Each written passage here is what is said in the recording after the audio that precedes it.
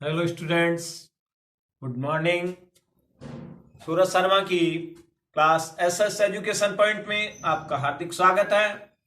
आज के इस वीडियो में हम जानेंगे मॉडल्स में हैव टू का प्रयोग। और जो हैव टू है वो अलग अलग टेंसेज में अलग अलग रूप में होता है। हैव टू देखिए, प्रेजेंट टेंस जो होता है, प्रेजेंट टेंस में हैव टू के रूप होते हैं हैज टू और हैव टू। अब हैज टू का प्रयोग कहां होता है? थर्ड पर्सन सिंगुलर सब्जेक्ट के साथ होता है। थर्ड पर्सन के जो भी सिंगुलर सब्जेक्ट होते हैं उनके साथ हैज टू का प्रयोग होगा। इसी प्रकार से जो हैव टू है, हैव टू का प्रयोग वो आई और वी, यू, दे या प्लूरल सब्जेक्ट्स जो होते हैं उनके साथ होता है। हमेशा इनका केवल प्लूरल सब्जेक्ट्स के साथ प्रेजेंट टेंस में होता है। अब बात करें पास्ट टेंस की, तो पास्ट टेंस में जो हैव टू है, हैव टू का रूप बदलकर हो जाता है हैड टू। यानी हैड टू हैव टू का ही पास्ट रूप है। तो ये इसका प्रयोग सभी कर्ताओं के साथ, सभी सब्जेक्ट्स के साथ होता है। फ्यूचर टेंस में कैसे प्रयोग होता है हैव टू का? तो फ्यूचर टेंस में टेंस की जो हेल्पिंग वर्ब है विल सेल, वो हैव टू के पहले लग जाती है। Will have to second person और थर्ड पर्सन सब्जेक्ट्स के साथ, और shall have to first person subjects के साथ। अब बात करें इसके प्रयोगों की, इसका प्रयोग कहां होता है और अर्थ क्या देता है, ये भी ध्यान दें। जो हैज टू हैव टू होता है वो होता है करना पड़ता है या करना है। ये एक तरह से बाध्यता प्रकट करने के लिए।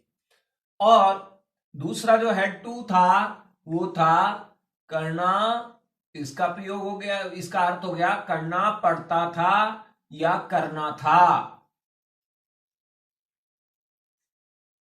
इसी प्रकार से इसका प्रयोग विल हैव टू या शैल हैव टू का प्रयोग होगा करना होगा या करोगे, करेंगे। तो ये इसके प्रयोग हुए।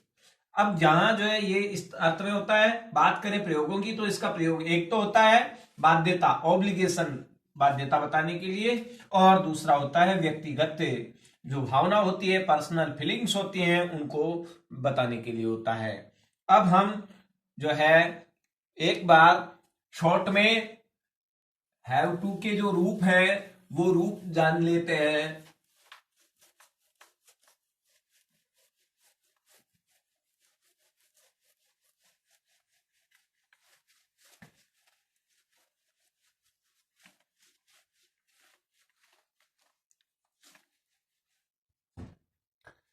तो आइए हैव टू के विभिन्न रूप जो है वो जाने।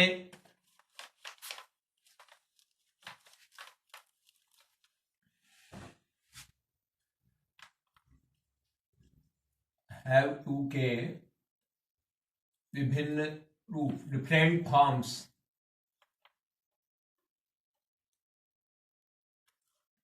इसके लिए मैं एक छोटी सी टेबल बना लेता हूं। यहां देखिए, ये है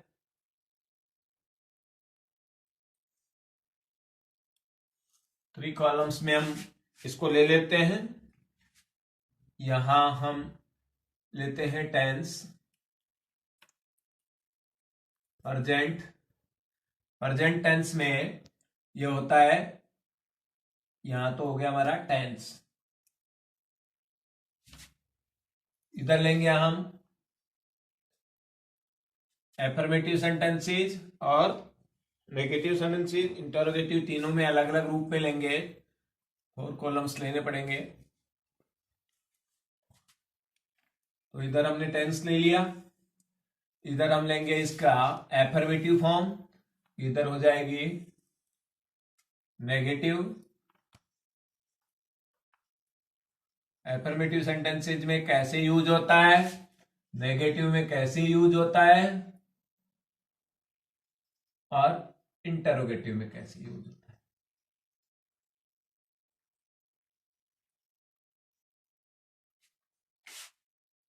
अब बात करें प्रेजेंट टेंस की, तो इसकी जो प्रेजेंट टेंस में एफर्मेटिव फॉर्म होती हैं वो होती है हैज टू, हैव टू।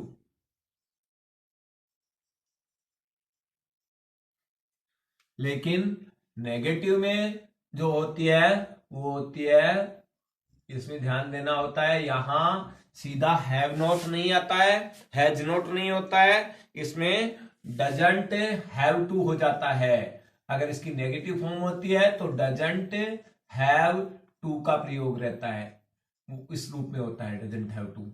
और जो है हैव टू का वो डोंट हैव टू हो जाता है, डोंट हैव टू में होता है।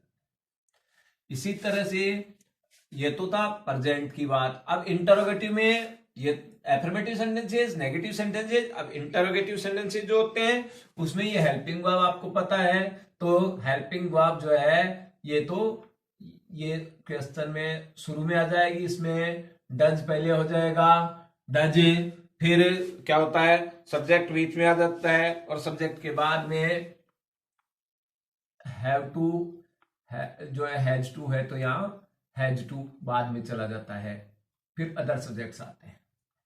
इसी तरह से इसमें डू पहले आएगा, डू के बाद में सब्जेक्ट आ जाएगा, सब्जेक्ट के बाद में जो है वो हैव टू चला जाएगा, फिर अदर वर्ड्स होंगे, लास्ट में क्वेश्चन मार्क होगा।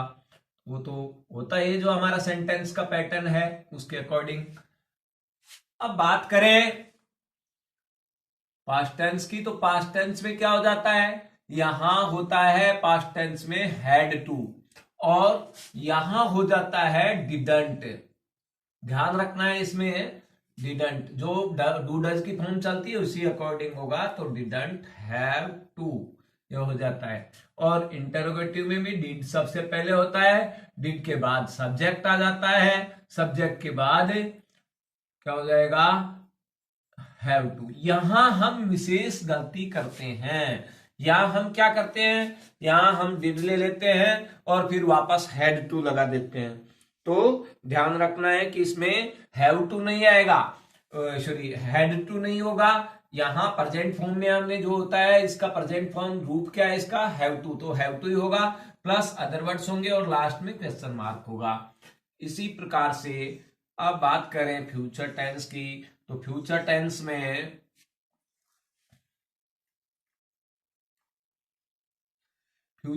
में क्या होगा, हेल्पिंग वर्ब के रूप में विल शैल पहले हो जाता है, तो विल शैल के साथ में हैव टू ऐड रहता है, विल हैव टू या शैल हैव टू यूज होगा। अब नेगेटिव है तो विल का आपको शॉर्ट फॉर्म में क्या बताया था, वांट, तो यहां वांट या शांट, अगर विल नॉट है तो विल वालों में वांट हो जाएगा, शैल वालों में शांट हो जाएगा, और इसके साथ में हैव टू लगेगा। अब ऐसे ही इंटरोगेटिव सेंटेंसेस जो होंगे इसमें विल पहले होगा, फिर सब्जेक्ट होगा, सब्जेक्ट के बाद में हैव टू होगा, और हैव टू के बाद में अदर सब्जेक्ट्स होंगे, वो अदर वर्ड्स होंगे, और लास्ट में क्वेश्चन मार्क होगा। इसी प्रकार से अगर वो है सेल वाला है तो सेल पहले आ जाएगा, फिर सब्जेक्ट होगा, सब्जेक्ट के बाद हैव टू होगा प्लस अदर वर्ड्स, और लास्ट में क्वेश्चन मार्क। तो ये इसके विभिन्न रूप थे। इस प्रकार से जो है आपको ध्यान रखना है इसको यूज करते समय, ये बस इसमें नोट करने की बात यही है यहां कि इसका जो नेगेटिव फॉर्म बनता है वो नेगेटिव फॉर्म में कभी भी हैवंट या हैजंट नहीं होता है, इसमें डजंट हैव होगा, डोंट हैव होगा, डिडंट हैव होगा, वोंट हैव होगा या शांट हैव होगा। ये यहां ध्यान रखने की बात है। अब बात करें इसके प्रयोग की, तो प्रयोग आपको बताए थे कि दो प्रकार के जो है अर्थ में ये प्रयोग होता है, एक होता है ऑब्लिगेशन के लिए और एक होता है व्यक्तिगत भावनाओं को प्रकट करने के लिए। हम एग्जाम्पल लेकर के इसके प्रयोगों को बड़ा समझते हैं।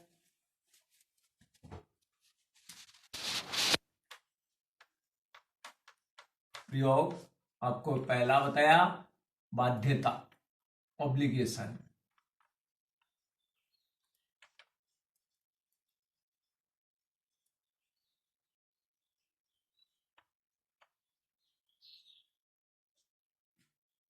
जैसे अभी वर्तमान की बाध्यता है तो आप कहते हो कि नेहा की मां बीमार है, उसे रोजाना खाना पकाना पड़ता है।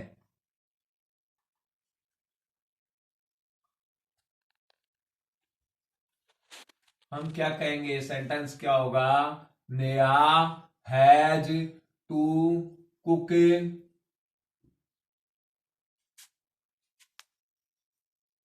फूड, क्योंकि यहां अगर हम रीजन देते हैं, एक साथ जोड़ते हैं, तो यहां बिकॉज से ले लेंगे। Because her mother is ill. तो यहां नेहा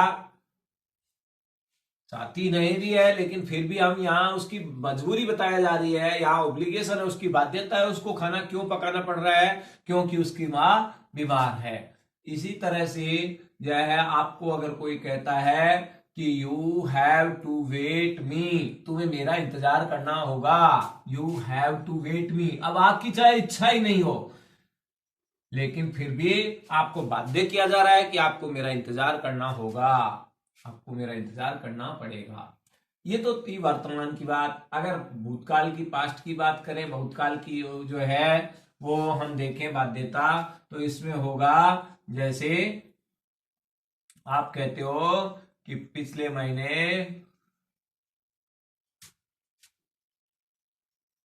मेरे चचेरे भाई की शादी थी,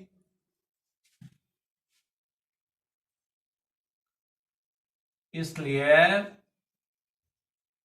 मुझे 10 दिन घर रुकना पड़ा।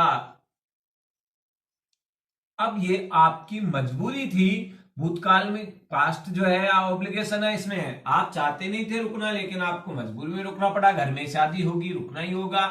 तो क्या होगा? इंग्लिश ट्रांसलेशन होगा, लास्ट मंथ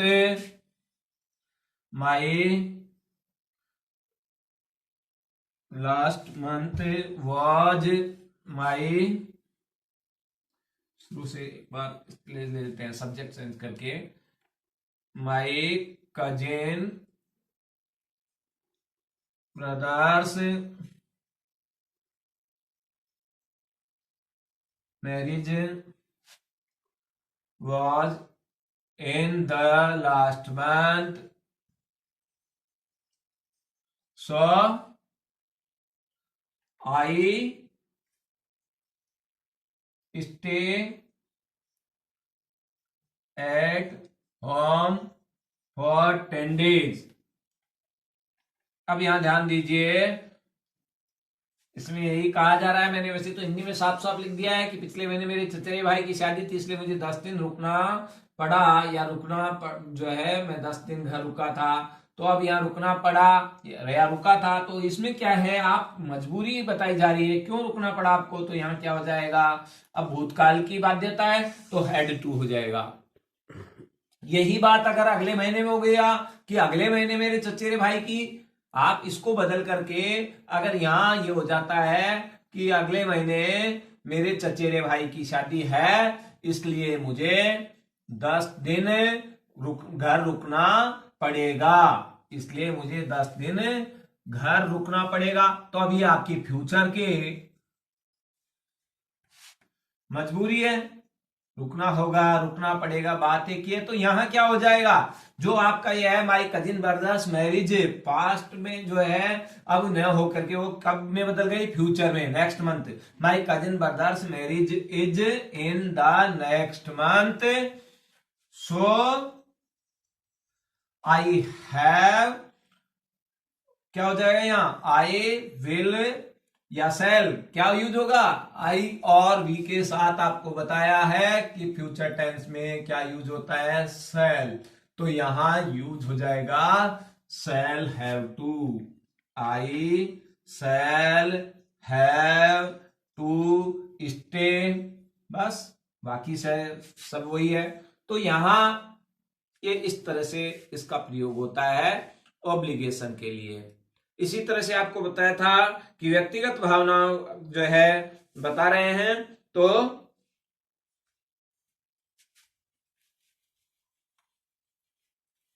उसके लिए भी ऐसा होता है।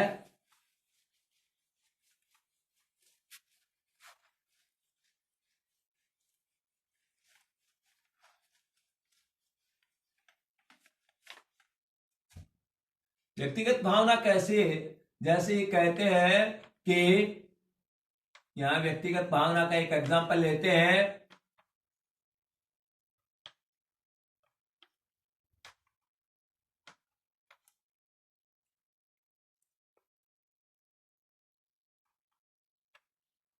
राकेश की माता जी, राकेश की मां गंभीर रूप से बीमार है।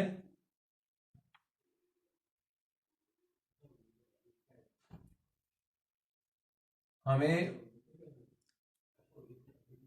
उसके साथ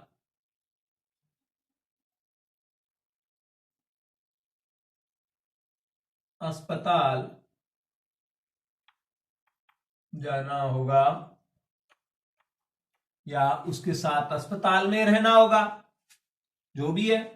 आप यहां जाना होगा न कह करके अगर यहां अस्पताल में रहने की बात कर रहे होंगे तो अब यहां रहना होगा।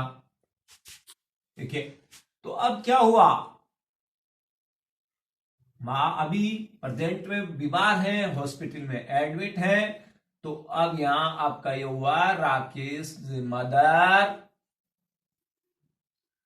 Is seriously ill, we have to stay in the hospital